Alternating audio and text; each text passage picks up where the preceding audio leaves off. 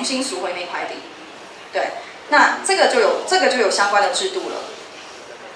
如果他们家没有后代，那个赎业自清买那块地是万无一失的投资。但如果路德生下了儿子，那他的儿子就有继承权，所以呢，他就要把这块地还给他们家。对，那还的方式是买回去还是怎么样？就不一定了，就不一定是他要赎回去了，因为大家都知道嘛，哈，在那个以色列年的时候，有所谓的一些恩代年，有一些东西是要还债的时候是要完全是没有任何钱无偿的要赎回的。所以按照他们这个孤儿寡母的这个条件来看的话，很有可能到了某个安息年的时候，那块地得无息的全部还给他们家。如果他们家有小孩了，这就是亏本生意了。对，所以这个赎业自清马上就考虑。那他当然也可以选择娶了路德再赎那块地，但很显然，在他们那个家世，他一定是有家世的人，他不像波阿斯，这个事情背后就有点复杂了。对，他还有妻子，他还有孩子，他还要去想，他又不认识路德，那他要娶她过门，太麻烦了。那好，那我就是连人跟土地一起都不要。对，所以我觉得很有趣的一个点哈，这里引申到一个东西，让大家可以想一想。我不知道大家会不会觉得，我在看这出戏的时候，我觉得就是在想我们家亲戚。你有没有想过你们家的亲戚？其实像这个赎业自清的第一名的这个人。很多在家族里其实很多的，他们都很 gentle， 也按规矩办事，但是归根到底，他想的最多的是他自己的利益。对，但是波阿斯这种人多吗？不多的。对，所以我觉得波阿斯为什么会被神去高举、去运用、去用成他的器皿是有原因的。他其实没有一定要尽这些责任跟义务，他没有一定要做什么，可是他选择了去承担，也愿意去为路德，因为他也知道他生了儿子第一个其实也不是他家的，对不对？还是要归到路德的老公那一家，可是他还是愿意牺牲自己的利益去做这样的事情，所以我觉得这个是很美满的一个故事。好，然后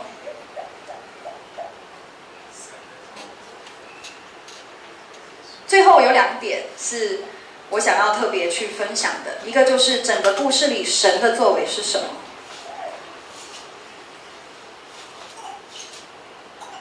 我不知道大家有没有想过这个问题。这段故事里面有拿俄米的计谋，有路德的顺服，有波阿斯的沉稳，然后有智慧去处理每样事情。那神的角色在哪里？其实这里面神有很多的角色，就是首先波阿斯他是一个很敬畏神的人，所以我们2次呢，在路德记里面，你看起来是事在人为，但是第3章2次提到耶和华，都是出自波阿斯的口。波阿斯2次都有讲，比如说一次他说，他跟路德说，愿你蒙耶和华赐福，你末后的恩比先前更大。第13节呢，他确定要娶路德为妻的时候，他又说：“我指着永生的耶和华起誓，我必为你尽了本分。”所以呢，我觉得写这个路德记的人，他有意的在表明一个东西，就是发生在路德身上的这些美事，都是因为他蒙耶和华的祝福的一个印证。神的祝福是很明显的印证在他的身上的。那另外一个部分就是波阿斯在耶和华面前起誓的这个表达，去表明他的决心跟依靠。然后呢，他就是尽他的本分，把所有的事情都交托给神。这是一个神的作为。好，然后第2章第3节是很明显的，这里面这本书也有2个地方讲到恰巧，其中一个恰巧就是路德一去拾麦穗，就恰巧到了波阿斯的田里。然后呢，波阿斯一到城门口去等呢，那个近亲就恰好经过。对，这些恰好都一定是神的作为，怎么会那么都刚好恰巧？好，最后一个恰巧，神的作为在哪里？大家有没有想过，就是经文看过去都很顺，对不对？2个爱情故事就是王子与公主结婚了，结婚了之后就很快就有个孩子，然后哇，就果然就是如大家所想的，就是他的孩子就出生了，然后拿俄米就说：“哇，我有孩子了，哈哈，然后祝福这样。”可是你有没有想过，那个孩子是怎么会有啊？他们真的应该结婚就有小孩吗？哦，我们这边都做了很多夫妻，我们都知道怀孕生小孩是一个多么需要大有信心的事情，更何况波阿斯跟路德，怎么说是更何况？路德他上一个丈夫，他跟他结婚几年？10年，有生过小孩吗？没有哎。他跟他的前夫其实是结婚了10年，他才上夫的哦，可是他很年轻哦，她丈夫也很年轻，她是不孕哦。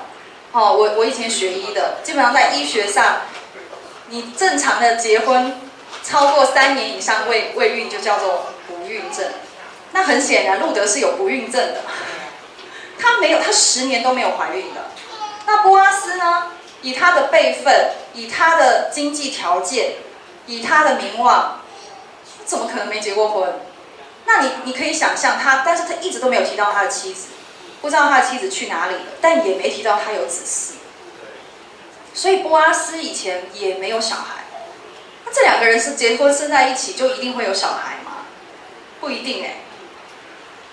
所以大家不要看经文看得很顺，就是啊，他们2个一结婚了，然后就有小孩了，然后一切感谢神，美好的事情发展下去了。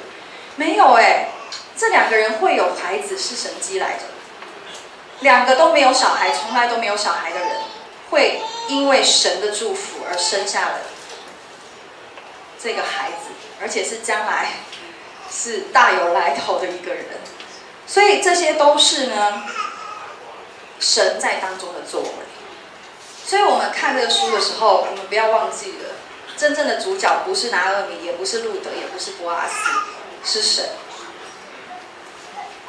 好，那我想要请大家念几个经文，在箴言的16章第1节，翻到都帮我念，我没有批。箴言16章第1节，好，大祥。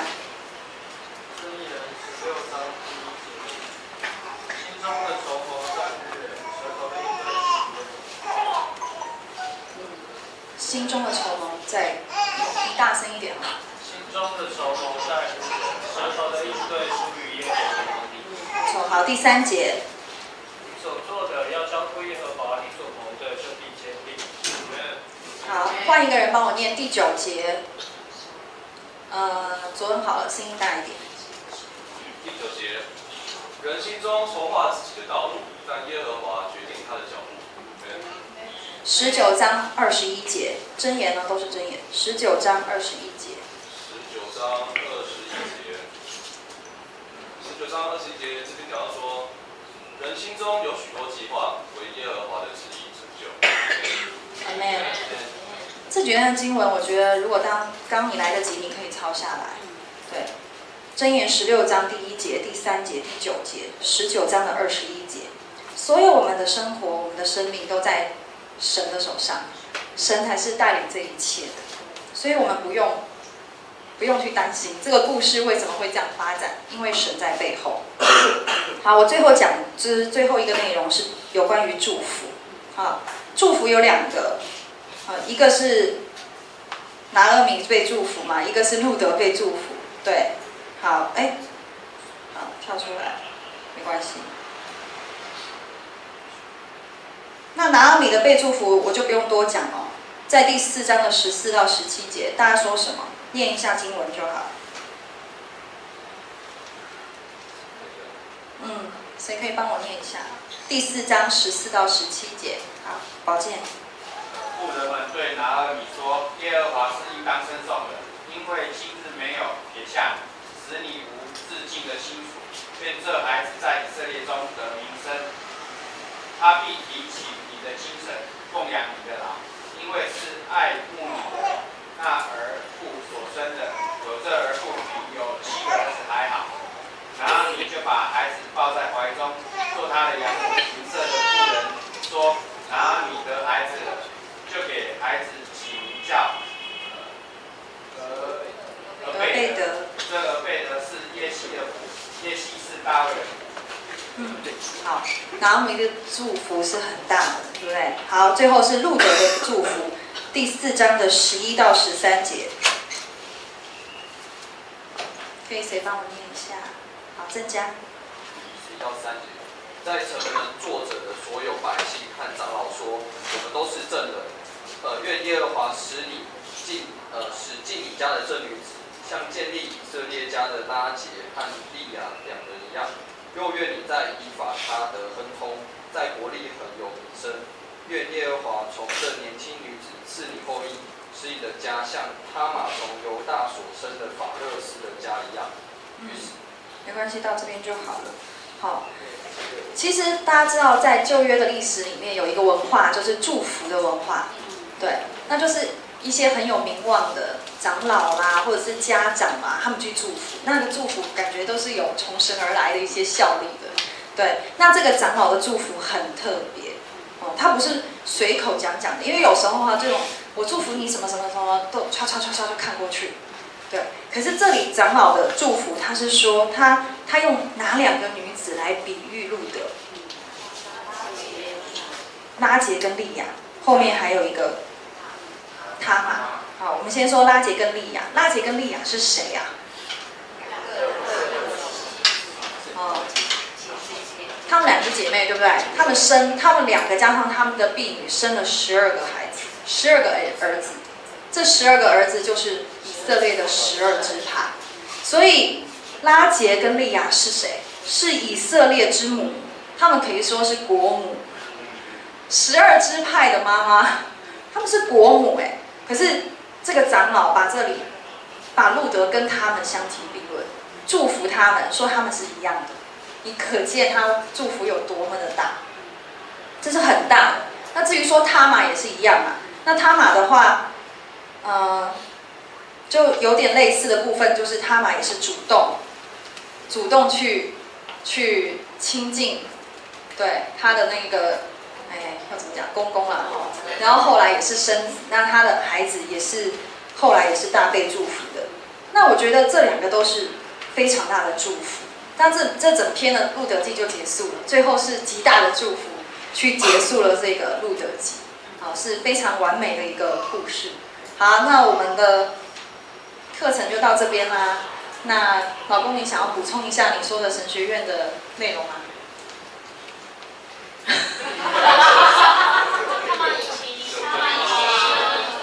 我用大概几分钟稍微讲一下，因为可能我们大部分都看的都是中文的期刊，那我也觉得很感谢 Jasmine 他很认真的查经，然后做很多的资料，其实基本上这些背景是没有问题的，但有问题的是，就是如果是你有机会去看一些外国的学者他们的期刊的话，你会发现希伯来文里面的圣经，希伯来文原文里面的圣经最难懂的，就是它虽然是看起来是小品，很清新，然后也很简单很轻松，可是其实它的原文里面它是最多是有它的原文上面的问题。基本上呢，刚刚 Jasmine 有讲到那个拿俄米，就是他的计谋嘛。那其实有另外一种看法，那其实希伯来人。犹太人基本上他们在看圣经的看法是复数的，就是他们希望他们有多一点的观点跟看法去思考神的作为。所以呢，我刚好在上旧约历史书，那老师的确提出了一些所谓国外的一些学者研究这一个书信提出来的看法，就是拿俄米没有那么的计谋，有问题的是谁？不是波阿斯，波阿斯真的是暖男。有问题的是路德，因为路德是外邦人，所以有很多的犹太的习俗他根本都不知道，包括那个减麦税，其实他是有一个习俗，今天我们没有时间讲。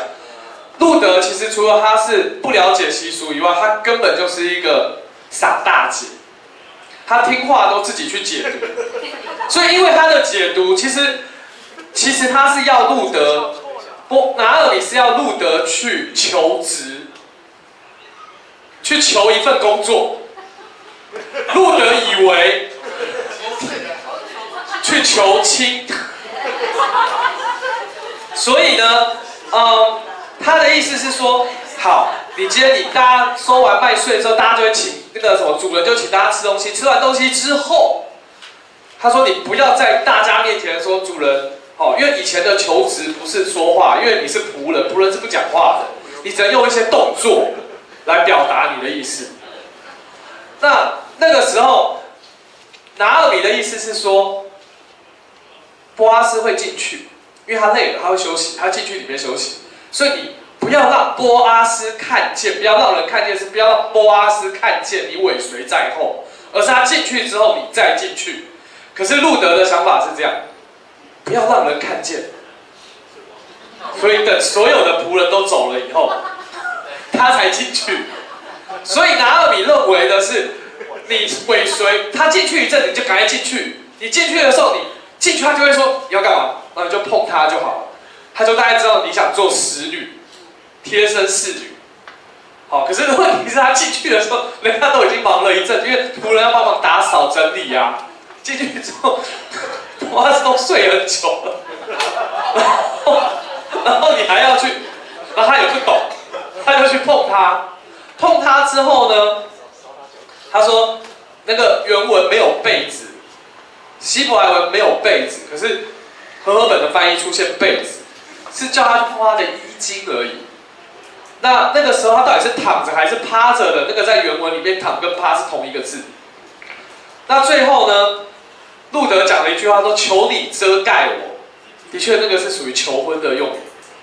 所以后来波阿斯很惊讶。但是他也发现路德讲话也讲错，因为基本上路德说，因为你是我至亲，可是他并不是，他们在以色列在那个时代有一个叫至亲亲属法。好，刚刚就是也有讲，他的第一顺位的确不是波阿斯，所以波阿斯以为他一直以来感觉路德是为了要照顾拿俄米，所以他没有去思考这些，就是他为了照顾拿俄米，所以要跟他去亲近啊，然后要有一些方式来照顾拿俄米。可是他以为他将来有一天他还是会走，可是他说了一句话，他说：“你没有像跟随少年人，有没有？你有发现经文有在讲？他的意思就是说，你没有想要再改嫁，你不是暂时等到一段时间之后拿俄米 OK 你就走了。所以他发现其实你是想要一直照顾拿俄米。所以第一，波阿斯那时候了解了；第二，他会觉得你想要跟我结婚的意思就是为了你要照顾拿俄米。那如果是这样的话，那我不是你的第一顺位，因为在至亲亲属法，如果你说我可以的话，我们俩如果真的在一起会出事的，因为那是会违反他们的律法，所以他才会想要帮他想办法。所以他回去之后，那个拿俄米不是问他怎么样了吗？他以为说，你的名片应该会印上贴身侍女啊。后来他讲的是，我求婚了。那当然了。整个来讲它是很有意思，但是听完以后我会觉得说，从来没有想过是这样的看法。因为如果这样的看法的话，其实真正的就是那个路德是傻大姐，她常常误会她婆婆的意思。那她婆婆其实，她婆婆不是也讲了一些话吗？她婆婆不是说，在经文里面你们还记得吗？她婆婆不是说，要帮她什么？大家看一下经文，他说第3章第1节，他说帮他找安身之处吗？原文翻译成我一直在想帮你找一个合适的长久安排。对，就他这个东西真的是讲出来一些东西的时候，如果我们没有办法看到原文的时候，我们没有办法完全的去理解。然后呢，这就是另外一种看法。那你说到底哪一个是对？现在也不知道，那我只是提供另外一个看法，就是路德不是真的在求偶，他是求职。可是呢，其实整个来讲是一个他自己的理解上面的误差，但是神却带领，因为这3个人在神的带领之下，路德、波阿斯跟拿俄米都有同一个个性，就是为别人想。如果他们这3个人只要有一个为自己多想一点，这件事情就会破局。可是神让他们这3个人都是暖男跟暖女，就是特别鼓励的。所以他们3个人，因为他们都在乎的是别人，想要去爱别人，所以神成就了这件事情，而且给他们极大的祝福，就像刚刚就是你后面所讲的。所以我想我们以后看圣经，我鼓励大家也是如果你有机会去看更深入的话，其实你会看到更深入的，其实有很多不同的观点，甚至看法。那这些东西也会帮助你去理解神的带领和作为。更深入的话，也就会让你在跟神的关系里面，那些东西就会成为你的信念跟力量。好，那今天我们就是课程到这里。那下一次记得就是我们要看约瑟的故事。然后我们也要有一些问题会讨论，然后你要帮约瑟来分歧，以及这些棋里面你觉得他遇到什么样的问题，到时候我们会讨论。好，今天课程到这边，谢谢大家。